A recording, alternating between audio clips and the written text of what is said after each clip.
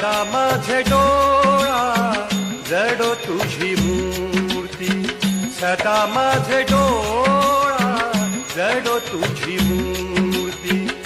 रखुमाईच्या पती, रखुमाईच्या पती सोयरिया, सदा माझे डोळा जडो तुझी मूर्ती, सदा माझे डोळा जडो तू